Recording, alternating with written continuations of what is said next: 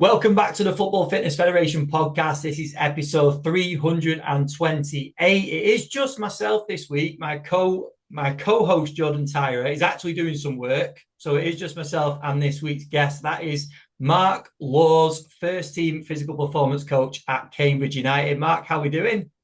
Ben, I'm very good, mate. I'm very, very good. Thank you very much for coming on, mate. This one is going to be, we've just had a really good chat there. And I've said this a few times. I wish I would have recorded it because we've covered loads of good stuff already. We've talked a lot in episodes about soft skills, about the way we communicate with players. And this one's going to be a really beneficial episode for people because we'll get into what the sort of tasks that you've carried out in terms of getting feedback from players in a little bit. But we're going to dive into some of the realities of working with players and some of the things that you've learned as well in your career so far. Well, Yep. just kick us off, mate. Just go into a little bit of background on yourself. If you go all the way back to the beginning, like first and foremost, I'm a personal trainer by trade. So I've been or even before that, go back even further. I started coaching people in 1998, just as I was in my sixth form at school. So I started coaching different sports. I went to university, got a degree, and then I went into personal training. I very quickly fell into professional sports. So I did like internships at Castleford Tigers Rugby League, Yorkshire Cricket. And then the guy I was working under there moved to Sheffield United, took me with him. So I spent a few years employed by Sheffield United working within football. Um, they sent me out to one of their sister clubs out in China. So I spent a couple of seasons in China, worked with the Chinese Olympic squad in the 2008 Beijing Olympics.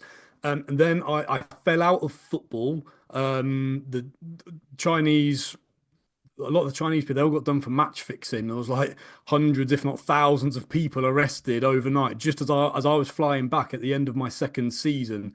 And then Sheffield United sort of pulled the plug on that partnership because it wasn't the best time to be involved in Chinese football. So I found myself then back in the UK. It's the middle of the season over here, and I couldn't get a job. I couldn't get a role back within football. So I went back into personal training and just tried to become the best PT I possibly could.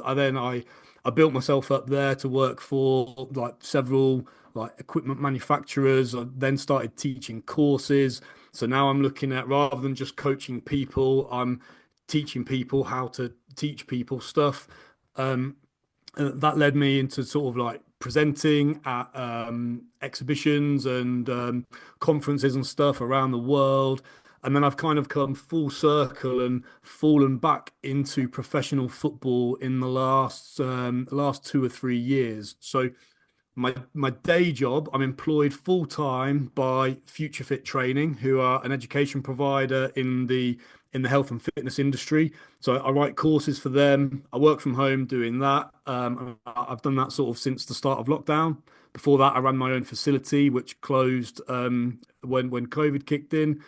And then my work for Cambridge United is on a consultancy basis. So I work for them 3 days a week as a contractor or as a consultant, but basically looking after the S&C stuff, more like the gym based strength work and prep work before they go out to training.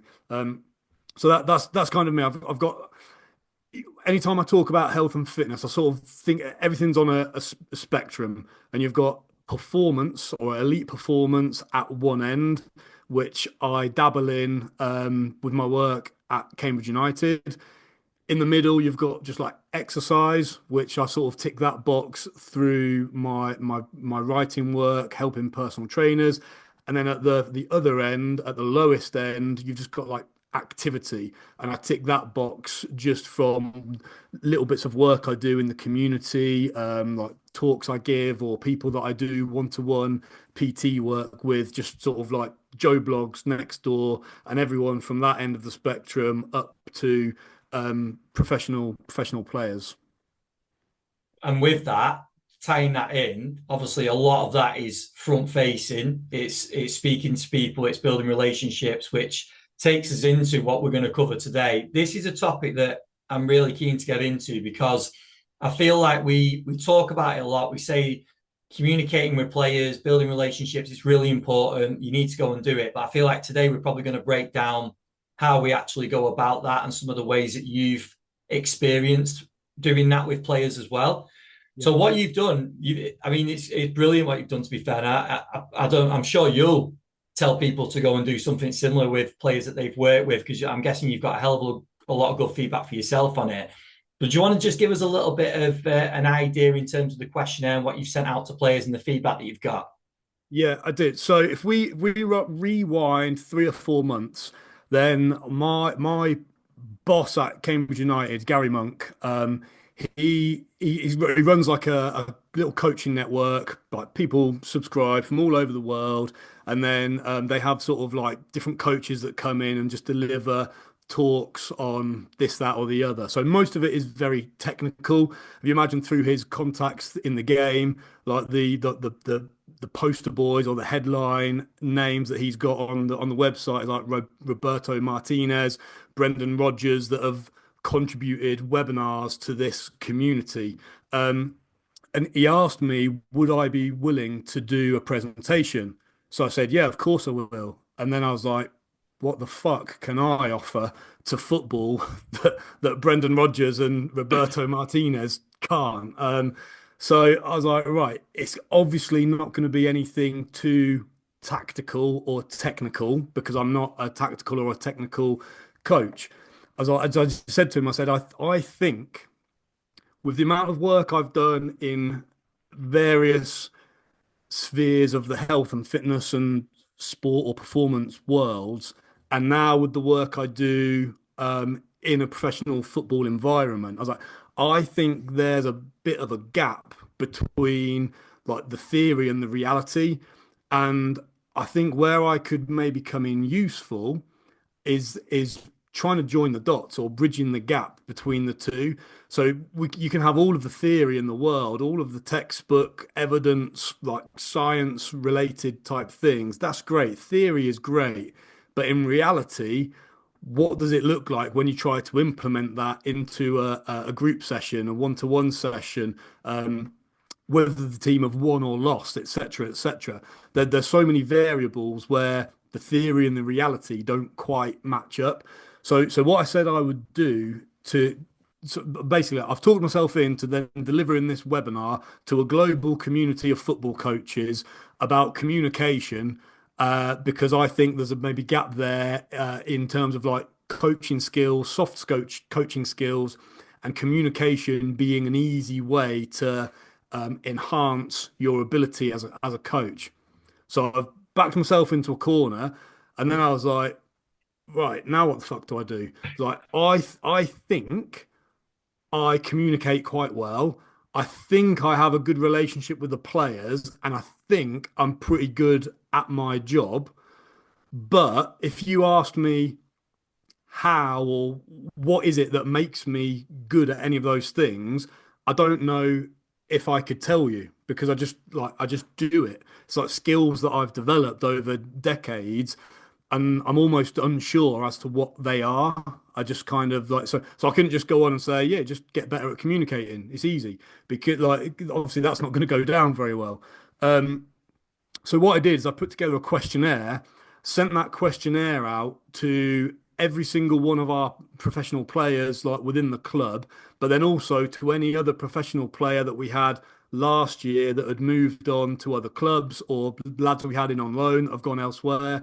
So I basically sent this questionnaire out to about 35 current professional footballers in Championship, League One, League Two, and was asking them what they think of me. I asked them what they think of me as a person, what they think of me as a communicator, what they think of me as a pitch-based S&C coach, and what they think of me as a gym-based S&C coach, just to differentiate between the different environments. And so the idea was to get in their own words. I asked them not to give their names as well, so it was all anonymized. So I don't know who said what. So if they wanted to slag me off, they could.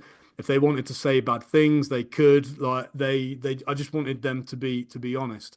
Um, so yeah, then based on their feedback, I then kind of use that to join the dots together between like I think I'm all right at coaching professional footballers, but they've then told me the things that they like about the way I operate or how I make them feel, if that makes sense. It does definitely, and then you've also got them to rank internal of it because you've done it in Champions League, Premier League, Championship, League One, League Two, National League, Sunday League. So there's a ranking for each of those sections Yeah, as well. And then you've also from that, from the feedback that the players have sent over, you've created the word clouds where you can see the most common words used. So what I want to do is I want to try and break it down a little bit because the first one, like you mentioned, was you as a person. yeah, I think it's something again we talk about it all the time, just in terms of like, how well do you get on with players? I know from your experiences, you talked about your experiences with personal training, working with different types of clients. That's where that can be developed, isn't it? yeah, But just some of the key words that the players have used, the biggest ones in terms of the person were clear and funny. And I think that that says to me straight away, linking in with personality, and a lot of players have actually used the humor side. So yeah, that tells me a lot straight away about the sort of type of coach and the type of sessions that you are running.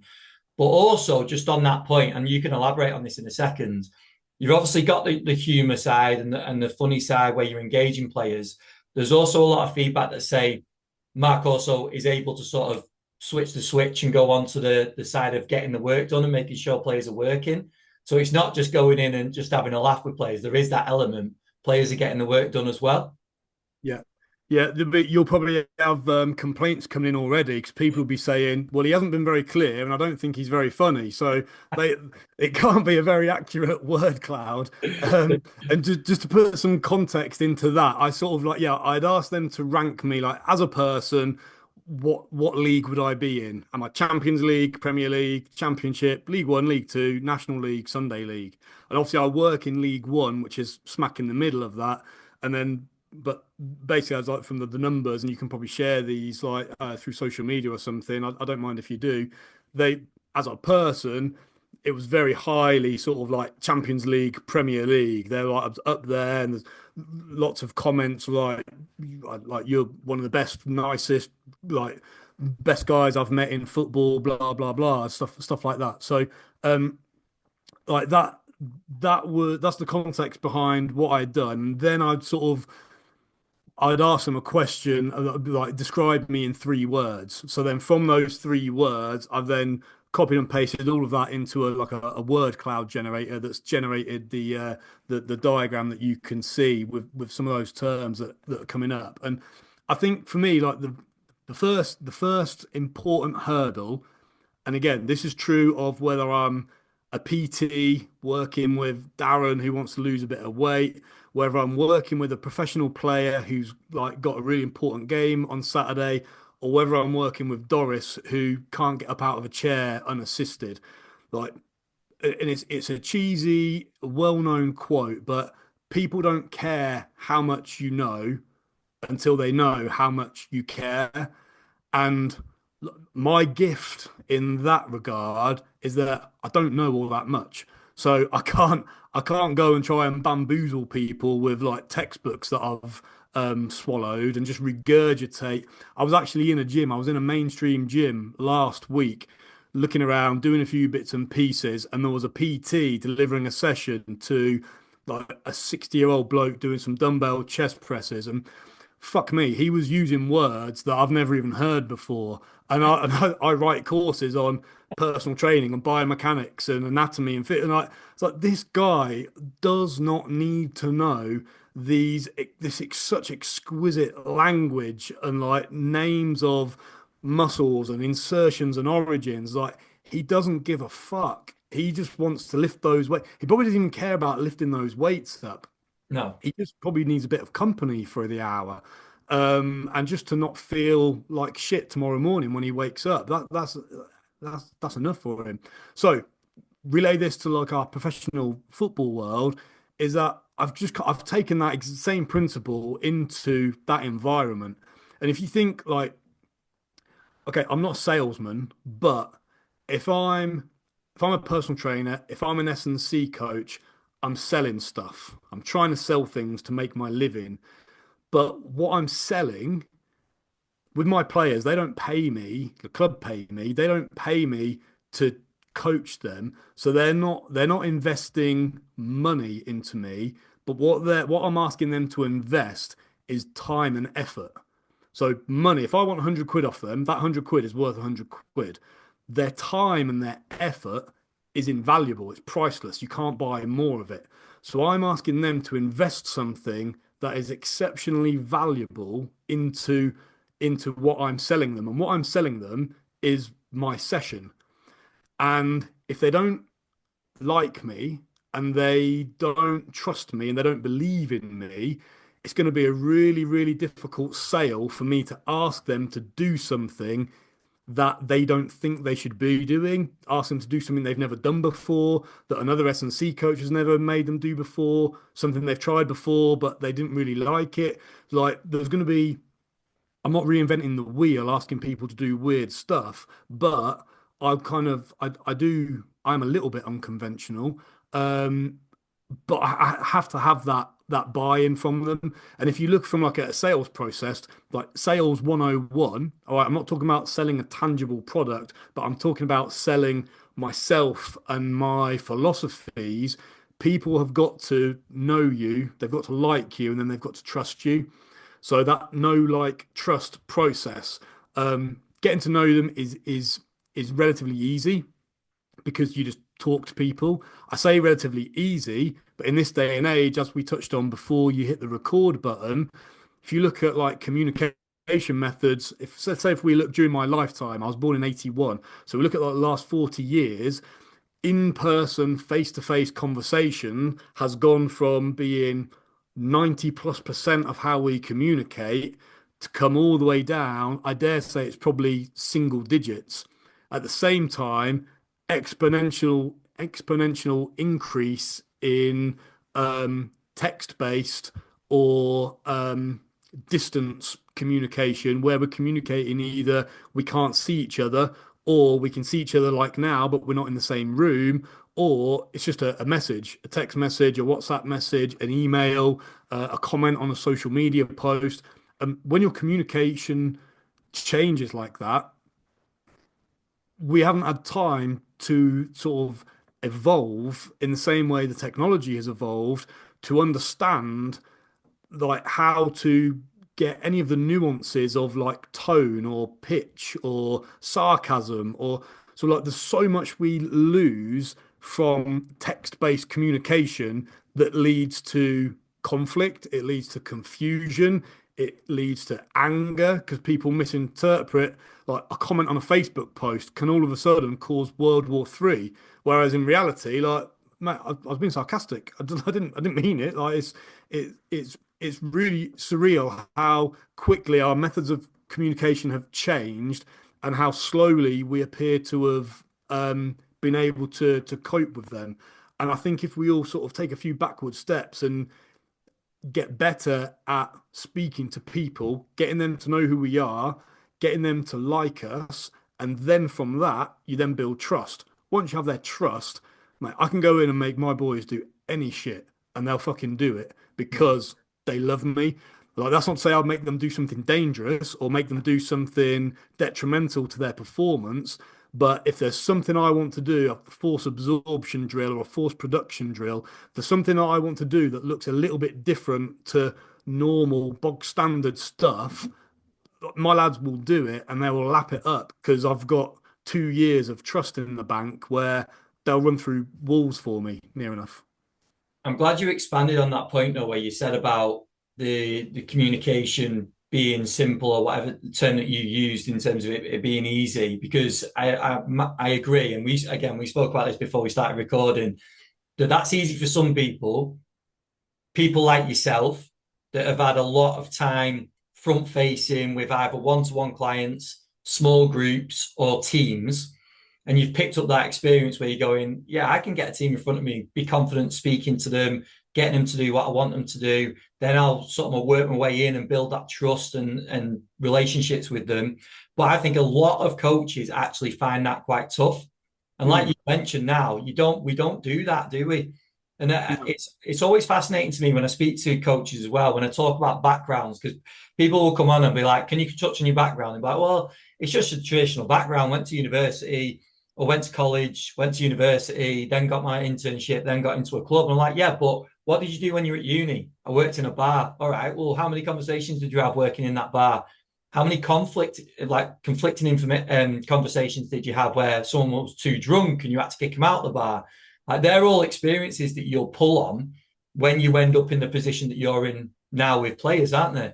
And 100%. who knows the amount of hours that you've actually had having that conversation with people in that environment is so beneficial.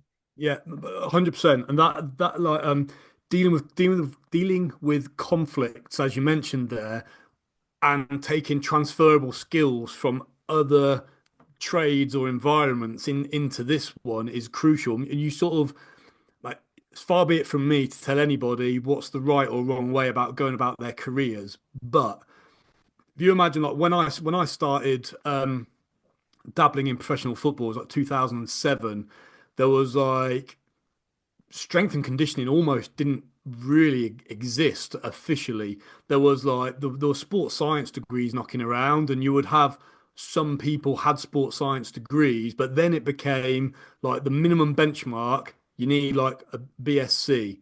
That has then evolved. Then there were so many, like it was so diluted with people with a degree that now you need a master's. Now that's becoming so diluted that you're almost like in a world where you're gonna have to have a PhD. So you're gonna have someone then that's maybe in their late 20s has spent like the vast majority of their life in academia, which is great.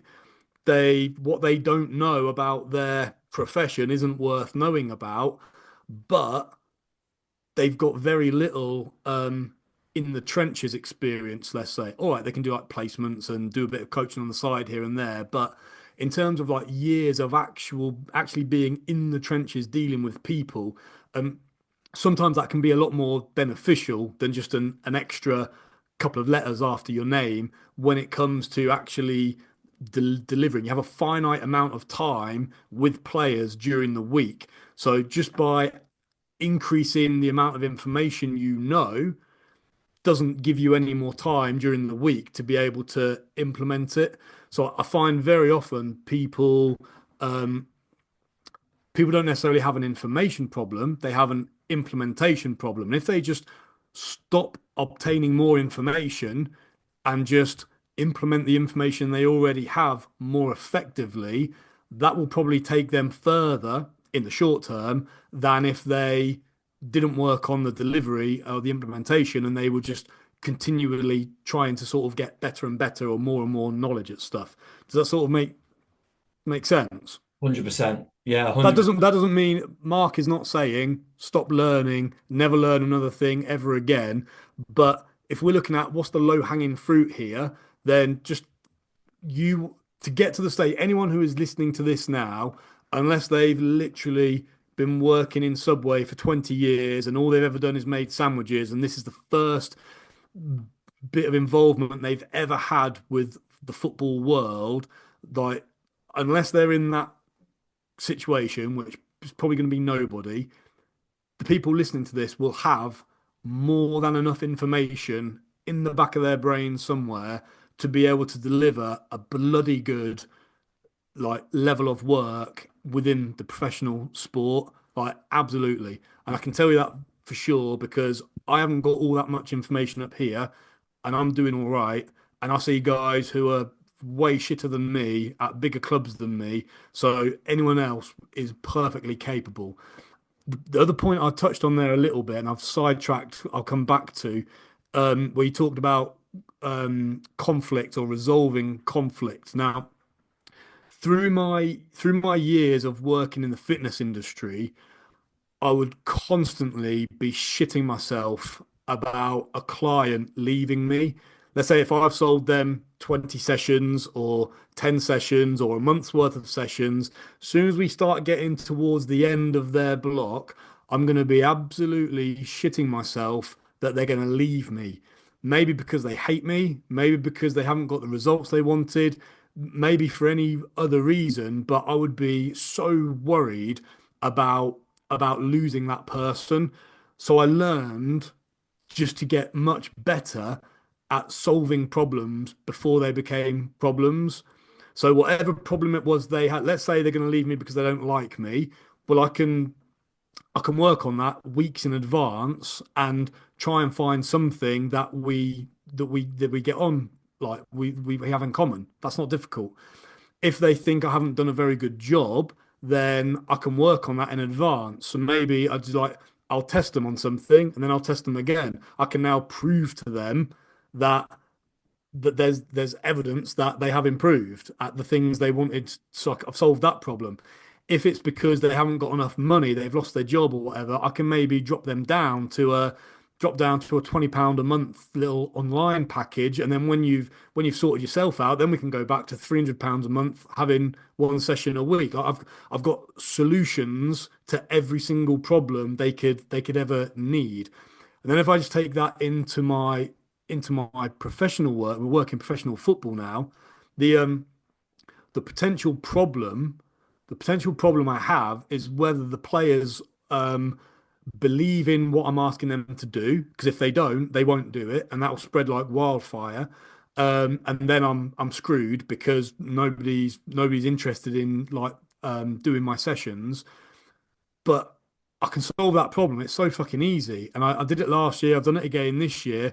Well, they have meetings regularly most days, and I just said to managers, I think three different managers now I've worked under. I was like, at various stages, could I please have 4 or 5 minutes in one of your morning meetings just to speak to the players about their next block of training? And then rather than just telling them what they're doing, I spend 5 minutes telling them why they're doing it and how it's going to benefit them.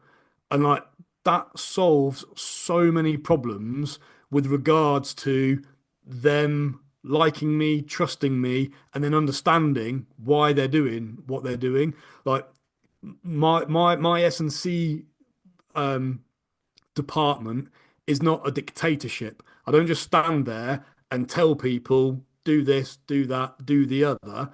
I take a few steps from back. I'll go into their environment. I explain this is what we need to get out of this block of training. This is where you're currently at. This is where I want you to get to. And this is what I'm going to introduce to get you from A to B. This is how it's going to benefit you. This is what it's going to look like. These will be the progressions and the regressions. I haven't got a gun against your head, but this is what it's going to look like as a template. And then I'm going to fit every single one of you into that template at an appropriate level that's going to benefit you. And easy peasy, problem solved. I'm probably teaching people how to suck eggs there because there's probably guys way more qualified or experienced than me that are like, yeah, that's perfectly normal. We do that. But there will be other people that are like, fucking hell, I'm constantly like at conflict with players. I want them to do this instead of that, or I've fallen out with players, or they just don't listen to me and they do their own thing. But it's such a simple thing to explain to people what they're gonna, how they're gonna, why they're gonna do things, and how it will benefit them, rather than just telling them what to do. I'm going to just pick out another couple of words on here which tie in really nicely with what you just said. So one of the next biggest ones is honest, which Yeah, that crosses over to what you were talking about with PT clients, just yeah. having those honest conversations. The others are confident, enthusiastic, and I'm just going to bring up. I'm going to work my way to the favorite bit on this one, but there's a few words that some of the players use on here: positive, energetic, loud, mental. There's another mental on there. Yeah, fun. But then I work down to my favorite one: hilarious, positive swat. Yeah. If someone calling you a twat in a positive way isn't worthy of mentioning, then I don't know what is. But I like all of those things fall into like the first ones that you picked out were clear and funny. All right, I'm not a comedian. I'm not standing here claiming to be the funniest person in the world, but because I've mastered this know, like, and trust process, like they like me and they trust me, and then like I develop relationships with them whereby like yeah, I can make them laugh, like, and by making them laugh and keeping them on side and cheering them up, like when because like professional football is a bloody ruthless world. I know there's like how many kids would sort of like would say they would give anything, they'd give their right leg to be a professional footballer when they grow up. It's like there's the vast majority of people would like love to have the opportunity to be a professional footballer, if not a professional athlete in the sport of their choice. But the amount of shit that comes with it. Imagine if you're like you worked in a bank, and then every time you press a button on your calculator, 10,000 people call you a prick, or they moan at you, or they have a go at you because you pressed the wrong button. Like it just, and then when you go home, like 20,000 people get to comment on social media about how much of a fucking how useless you were today, and your family have got to sit there and read that and see it. It's like there's like um it's not all fun and games. There's a huge element of stress and like mental like I don't know fatigue. Like they go through the mill psychologically as well as they do physically. So if I can be fun and funny and energetic, and they enjoy sort of coming and being part of my session, which to be fair, and I dovetail the whole day. So when they come in, the first thing they will do is we'll have like a activation session in the gym before they then go and put their boots on, go and do their warm up. Then they go out and they do their session. Then they'll come back in, and I've got like my gym session at the end, whether it's strength or power, eccentric, concentric, injury prevention, whatever it is. So I sort of I dovetail. I'm the bookends for the whole day. So I almost set the tone for any shit that's happened yesterday. I can nip that in the bud and turn over a new leaf for today. And then any shit that's happened during the day, maybe the session didn't go to plan, I can finish it on a good note, on a positive note for them, which is quite a fortunate position to be in. And to be fair, until I just said that out loud, I didn't even realize it. But it's quite an important, like, responsible position to be in terms of forgetting all the shit from yesterday, of which there'll be loads, and don't take today's shit into tomorrow. Like we can end it here and finish on a good note. I'm really glad you brought that out because that was exactly the point I was going to go on to next. Because again, we've covered this in previous episodes that in our positions, that is going to be the case the majority of the time in terms of the players are going to come and see you first Yeah. for warm ups. And I know you've mentioned at the end as well, which is great of how you finish a session, but they're definitely going to come and see the performance coach first. And that is a big responsibility, isn't it? Because if like I've brought up some of them the phrases that players have used. I think positive was used a hell of a lot as well, which is another one. Obviously, we've got like the funny, the humour side, but players are looking forward to coming out of that part. And I think that's such a key point that if you didn't do that and you weren't the energetic, positive, funny character that you are at that point, that can send a session a different way than what it's going to end up with someone like yourself leading on it. Yeah. What I wanted to say, Mark, is I want to just ask you a question on this because we might have coaches listening to this now, and I'm sure we have, that I'm going to guess, like we've spoke for what, 45 minutes, and I get a little bit of your character coming through, but I don't sense that it's a massive act of what you're doing when you're around players as well. I guess that's you and your personality. Now we'll get a lot of coaches that aren't like that are maybe more introverted, maybe not as funny. They haven't got that side, but we've just talked about the importance of setting that positive tone in those sessions. What would you say in terms of advice for those coaches? Oh, you promised me you weren't going to ask me any tricky questions. Like, what would my advice be? I think the best way to start that is one to one or in like very small groups.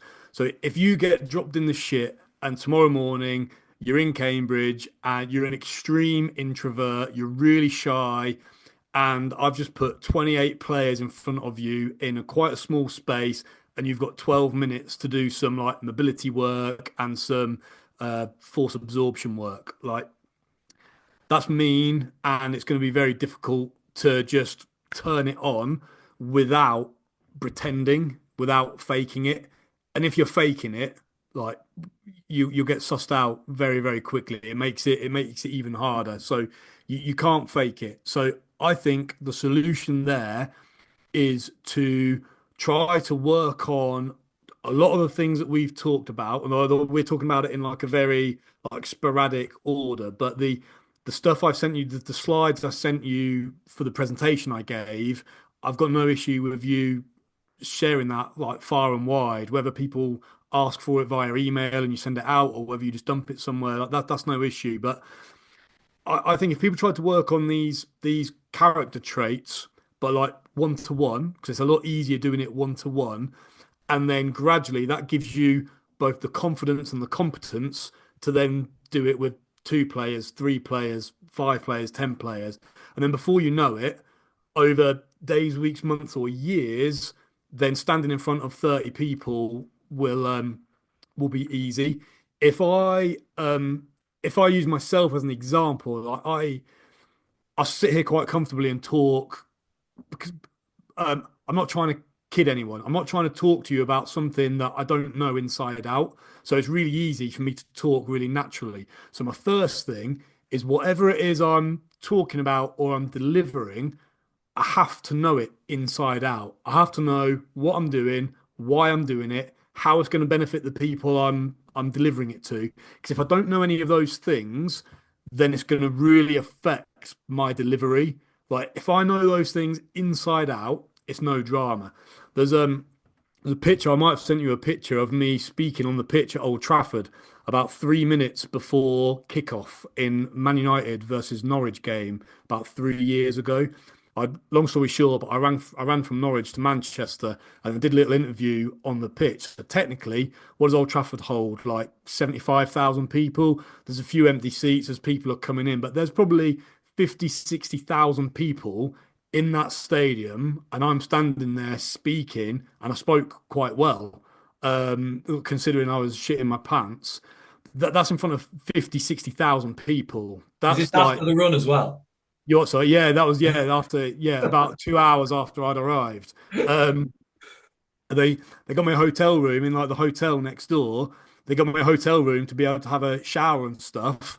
The room was on like the 25th floor, and the lift was broken. So I had to walk. I had to walk up 50 flights of stairs to have a shower, to then walk up 50 flights of stairs back down. Not that I was being ungrateful, but anyway, the point is, I stood and I spoke in front of 50, 60,000 people off the cuff and did a good job of it.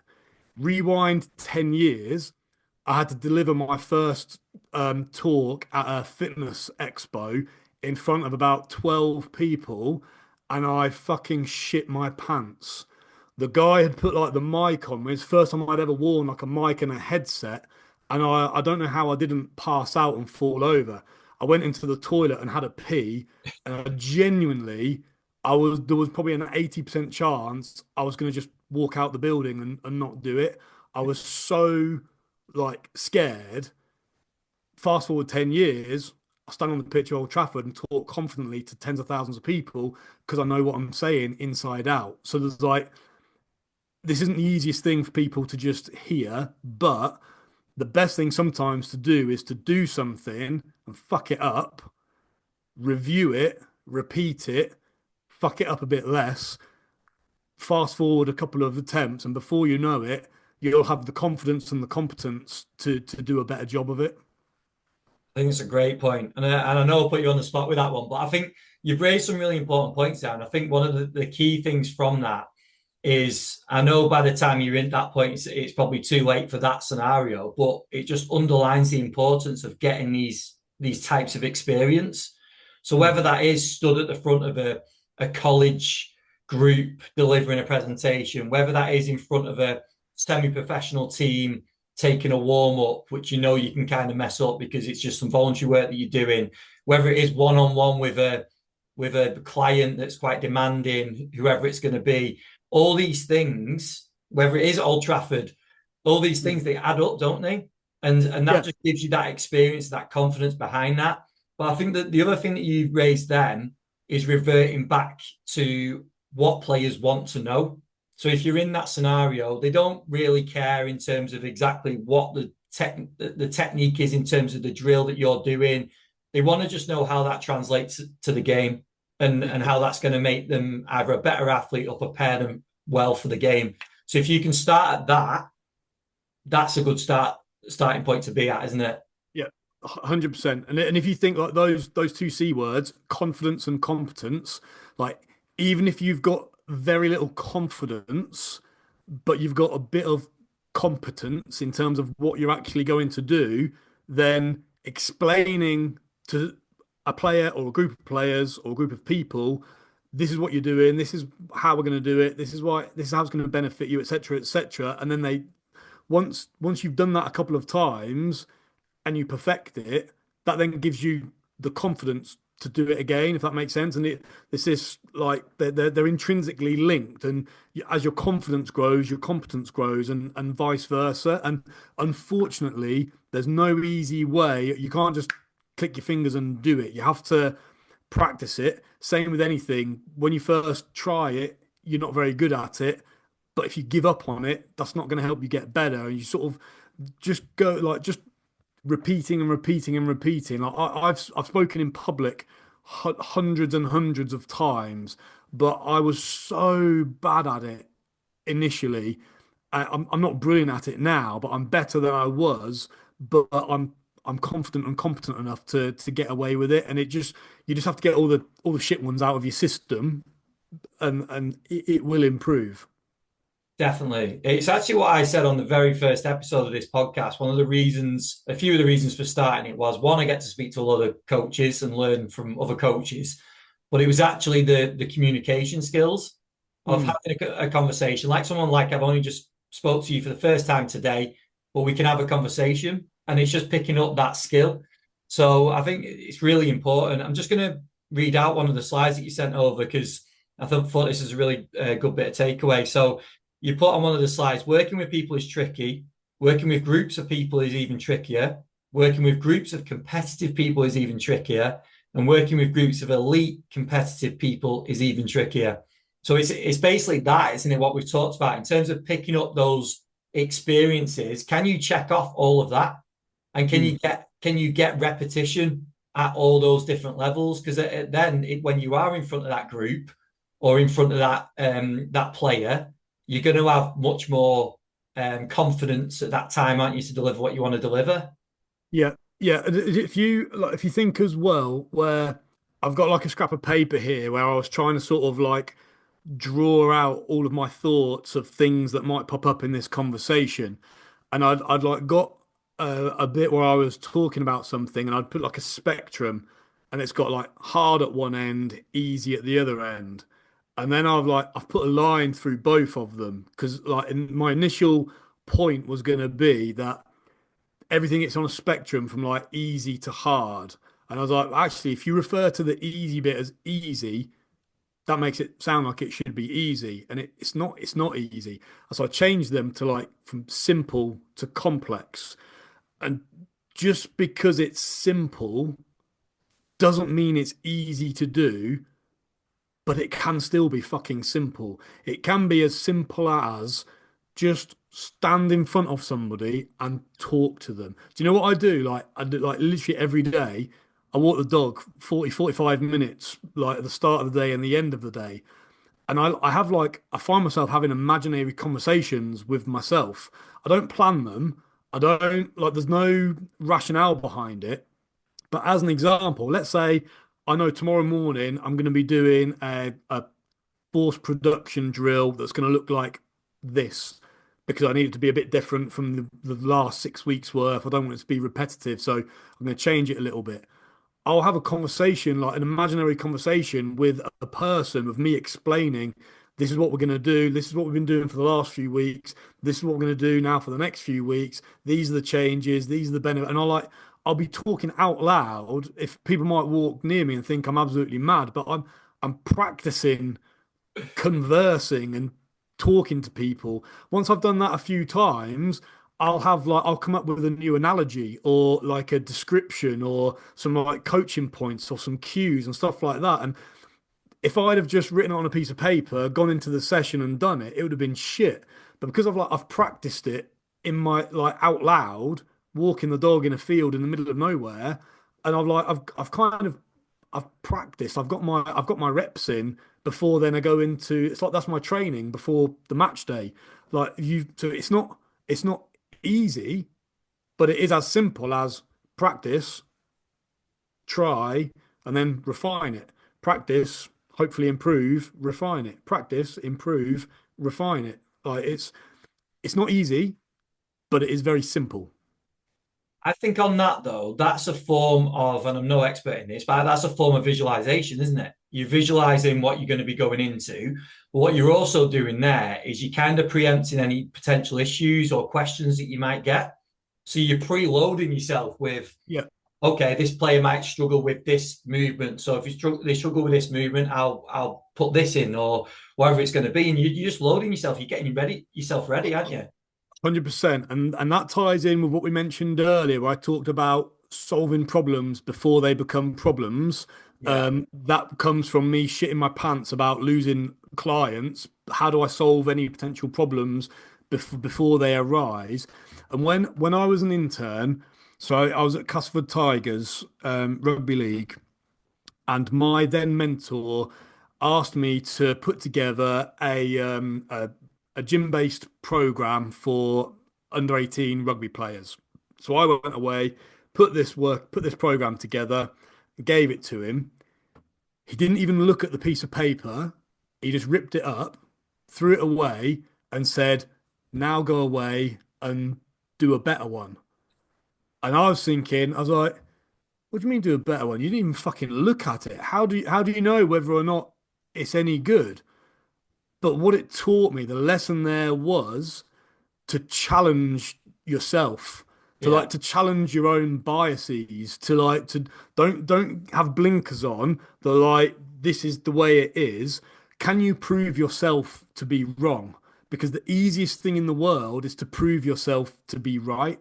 Like you can go anywhere, whether it's on a credible like PubMed Google Scholar or whether it's just on like some idiot's post on Instagram, you can find evidence that backs up any opinion that you might have. Like that's really easy to do.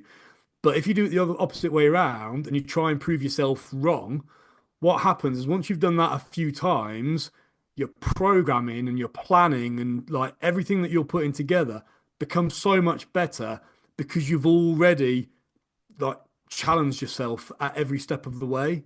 And that's what me, yeah, the visualization, walking the dog, saying out loud how I'm going to deliver this version of a wall drill or whatever it is. I'm solving the problems of like, well, actually, I might have 8 players. I've only got 3 racks. That's not going to work. I'm going to have to like the logistics, the space, the layout, like the group. Like, I need what can I do to? I might need to pair it up with something, superset it with a different exercise so they can work in threes. One works and two. Do you know what I mean? There's the logistical things as well as technical things. Like, well, I can't do that because I've got a bad knee. He's got like a bad calf. He won't like this because he's got like recovering from a shoulder or a neck injury, etc., etc. I'm solving all of the problems in advance so that when I get there, I'm not like a rabbit in headlights. Like I can give the player their variation before they tell me, don't forget about my tendons in my knee are a bit painful. I can't do that. That I can't do that drill for whatever reason. Does that sort of make sense? That's actually a really, really good point as well. Because if you step into the from the player's perspective now, and you've set a session up, and I'm carrying a knee injury or whatever it's going to be, and you've already pointed me out and said, right, this is your variation because you're struggling with your knee. The player straight away is like, actually, Mark's thought about this. Yes. He took my consideration into account. He's got 10 other players to account for as well. And it's not, that isn't the most complex thing in the world, is it, to organize that and preload that? But from a player's point of view, they're like, right, I'm sorted. I don't have to then go and have a conversation and go, Mark, you know, remember, like my knees, I'm struggling with my knee. I can't do that. And then you have to sort of think on the spot and rabbit in headlights and be like, oh, what we're going to do, we'll just throw you into this. Yeah, yeah, absolutely. And it costs nothing. Mm. Like and it's again, it's not easy, but it's really simple. Like it's a simple skill to have that you can work on. And again, that comes from like as a personal trainer or when I'm teaching personal trainers, just building like a spectrum of exercises. So I like maybe a barbell back squat, but like how do I progress it? Or a front squat? How do I progress that? An overhead squat? How do I regress a back squat? Well, I might regress it to dumbbells in a rack position. How do I regress that? A goblet squat. Boom. I've now got an exercise. I've got two progressions and I've got two regressions. So I've built this little spectrum of five bilateral squat pattern exercises that anyone in my gym session or my circuit class or in my group can perform. And I just find where they fit into that spectrum. In a performance environment, you just can't quite get away with having a really small, like one or two progressions or regressions. It might need to be a bit of a longer list, but like it's not, it's a simple thing to expand and to have up your sleeve for if you need it. I want to jump onto some detail around communication in a second, just bring up some of the feedback from that. But I just want to, just before we do that, I think this also underlines, I know you said about your visualization comes from walking the dog. I think that's also a really good point because anyone you have to have that period of reflection, don't you, in an environment that's probably away from the training grounds, maybe even away from home a lot of the time, where like people talk about in the shower or out walking, out running, that's where you have the most ideas. And I'm sure there's some science behind that as well about why that is the case. But I'm definitely the same as you. If I'm in that environment, that's where the creative juices can start flowing and they can sort of handle and visualize the things that we spoke about then. So it's allowing yourself to have that time, isn't it? When you speak to coaches, they'll always talk about being busy. I'm really Yeah, busy. I've got loads going on. Right, that's okay. But you have got time to do this sort of thing. You've just got to try and find it. And you've got to try and find the best way for you. Mark's might be walking the dog. Yours might be doing something else. But you've got to try and find a way of sort of whether it is visualization or whether it's just preparing for that session, doing that and making sure that you're ready. yeah. And if you're not sure how where to begin or like it's difficult to just go right, I'm in a different environment, I'm at home, I'm on my sofa, I'm gonna flick the creative switch and I'm gonna come up with loads of ideas. Like some people won't work like that, but the first step would be you've just delivered something. Don't pat yourself on the back and congratulate yourself on how brilliant it was. Like, be an arsehole to yourself, critique it. What could you have done better? What could you have done differently? How could it have flowed better? How could it have been laid out better? How could it have been planned better? How could it have been more specific? Like, was there anything that came up during the session that you needed to have more variables, more progressions or regressions up your sleeve for? Like, be look at it negatively and then you'll start to solve those problems before they become problems and it will only help you in a positive manner. It's not a bad thing to critique yourself. It's a very, very, very good thing. Also, if you do that right, they're all the things that the players are going to have noticed anyway, aren't they? Yeah, So, absolutely. and then if you change that going into the next one, they're going to notice that as well. So if it's something glaringly obvious and you've put a stop to it or you've changed it or made it more effective, players are going to notice. But Yeah, even if it's not, and it might just be a subtle change here and there, they'll notice that as well, even if yeah, it just flows better. So no, I think it's a great point. Matt, we bang on all the time about communication. So I love the fact that you've done this and from you. Obviously, we spoke about the feedback on you, but players have also given feedback on your communication skills and how well you communicate. So some of the key words and phrases that came out of this, again, funny. Now, Matt, you must have some top top banter, top jokes going on. There's funny coming up all the I time. know I'm struggling to portray it now, but you just have to take their word for it. Fucking hilarious. But the biggest one, which is the clearest one, is clear. So that's I think that sort of describes itself. There's also some of these which we can expand on in a second. Honest comes up again. Informative comes up on this one. Direct, detailed, concise, assertive. So it is just that, isn't it? It's what we spoke about in terms of that clarity to players. Once you've built that relationship, it's the clear, detailed, sort of direct communication that's really important. Yeah, and some of those words you mentioned there, there's almost a couple that are a bit contradictory. There's like there was one that you're very informative, Yeah, but also very like direct or like yeah. very clear, But then, concise. but then I think you can have that, can't you? Because you can. There's an art in that because you can. If the less words you use, you can still get a lot of detail in those words, can't you? That is exactly the point I was going to make. Is that you? Let's say if I take one of our morning activation sessions, we have 12 minutes because they have like a little window. They have then the other 8 minutes to get their boots on, to get out onto the pitch, to not be late. So we have 12 minutes. We'll have three stations. So there'll be probably 6 to 8 players, and they'll have like a little 4 minute rotation. So if I'm looking after one of these stations, and it might be mobility, it might be force production, it might be some running mechanics work. I've got 4 minutes. I've got 6, 7, 8 players. I need to explain what they're going to be doing, like how they're going to be doing it, why they're doing it. If all I'm doing is telling them how much I know, I'm going to have about 30 seconds left for them to actually do the work. So I have to be very, very selective with what I say, how I say it, the way I say it. Like it's got to be crystal clear, very succinct and to the point. So they can just crack straight on. Like, we do this, we're doing this, we're doing that. These are our 4 exercises. Like, do it in your own time, in your own order, but you've got 3.5 minutes to get them done. It's very has to be clear. Yeah, 100%. So if there is this signal slightly flickering there, Mark? Oh, did it? Yeah, sorry. Apologies if it went. No, no, it's fine. I've still got you. I was just checking that you've got me. But no, I think that's a great point, and I think it's really, really important. I talk. Go on, mate. No, no, you're right. You're fine. I talk about this a lot. We did an episode with James Coneboy, who's at Aston Villa, and he did some analysis of his own practice where he actually mic'd himself up and he Right. listened to the language that he used. And also, and I've just done it there, but any sort of filler words like and all the rest of it that you use with players. Yeah. But I think that's a great drill to do, isn't it? Because you have to then think about how precise you're being. You have to think about the phrases that you're using. We all know in coaching, it could even be sounds that you're trying to get the players to make and all the rest Yeah. of it. But how much is that crossing over to what players understand?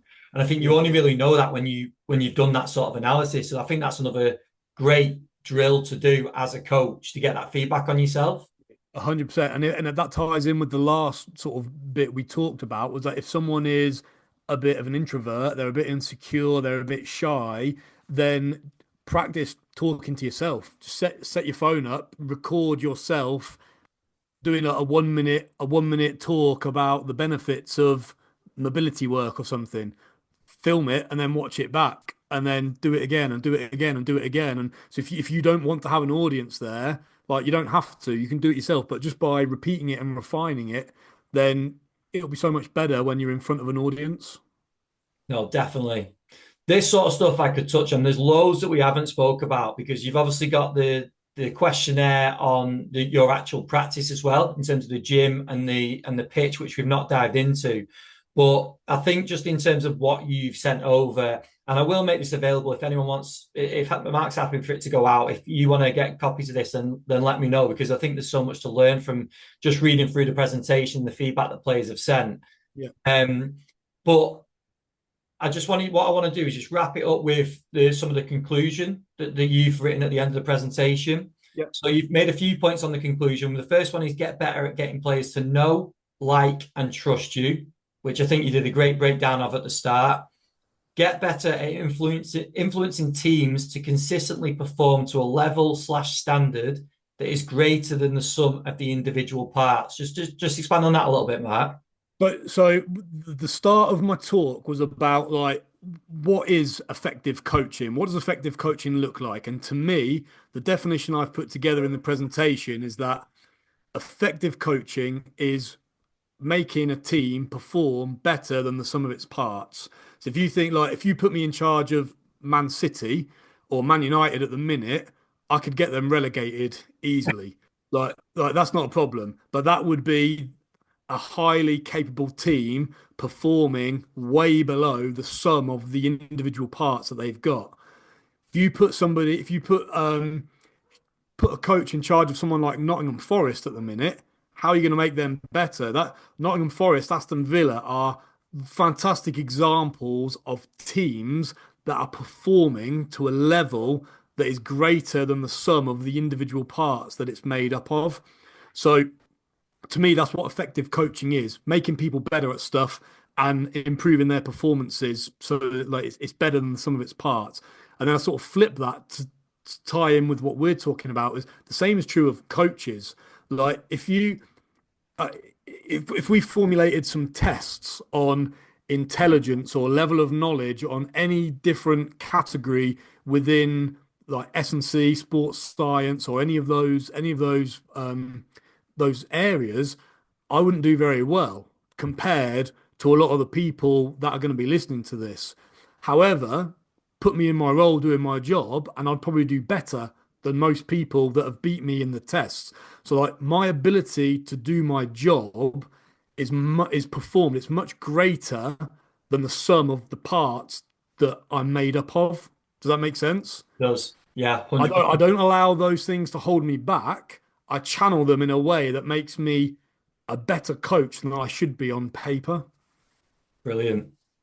Next one is get better at explaining the hows and whys, not just dictating the whats, which is what we just mentioned before. And also that advice for anyone that's more on the introverted side, just really focus on speaking the player's language, essentially, what they want to hear. Getting better at utilizing the power of words and the impact they have, I think is a really important point, isn't it, in terms of the actual Yeah. language that we're using. And that translates into get better at queuing, which I know we've not, this is some of the stuff that we haven't touched on as much. But maybe we can do another one, Mark, at some point and dive into the Yeah, other parts. 100%. Get better at asking for feedback and get better at observing and analysis of other coaches as well. Yeah. Yeah. So, yeah, The one of the best things I ever did as I was just getting into the industry and I was like having to then deliver warm-ups to professional players. Once you've taken two or three warm-ups, you quickly realize you're like, fuck, I'm out of ideas here. There's only so many ways you can do like a little A skip, B skip, high knees, heel flicks, whatever it is you're doing. It's like, shit, this is going to be very difficult very quickly to keep it like fun and engaging.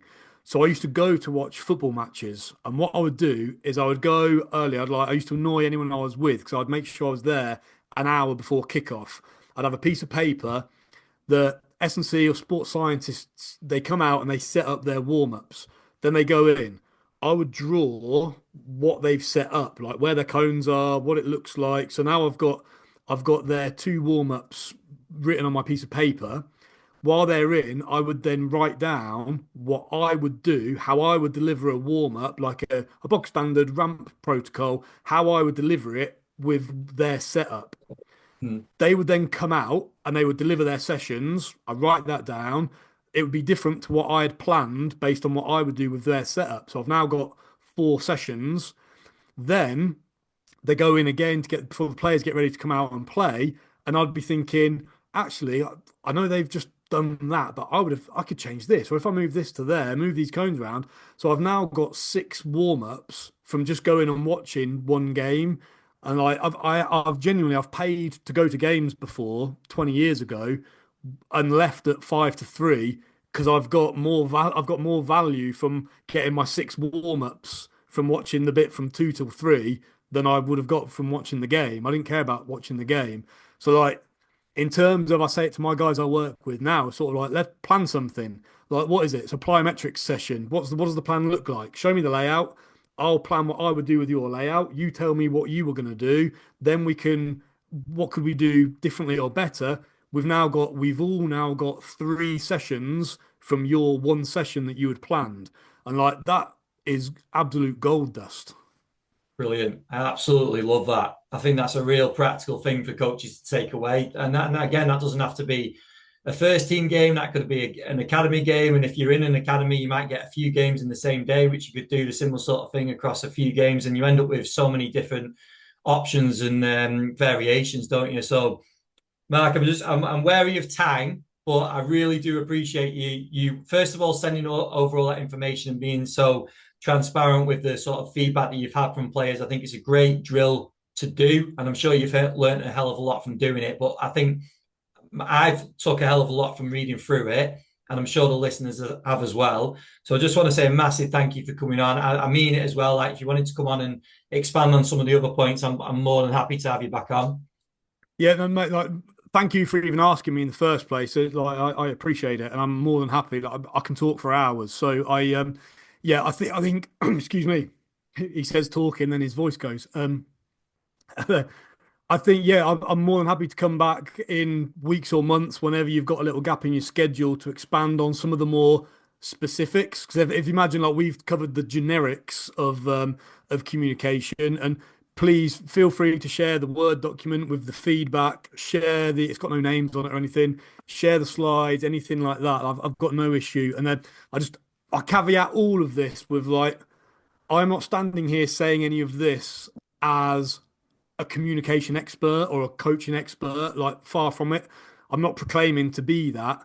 And I'm not also try not to say this is the way people must start to communicate. I'm not saying I've got the answers, but I've asked a lot of questions of myself that has given me a lot of valuable information. So the biggest takeaway from all of this is just like, if you're listening to this, do the same.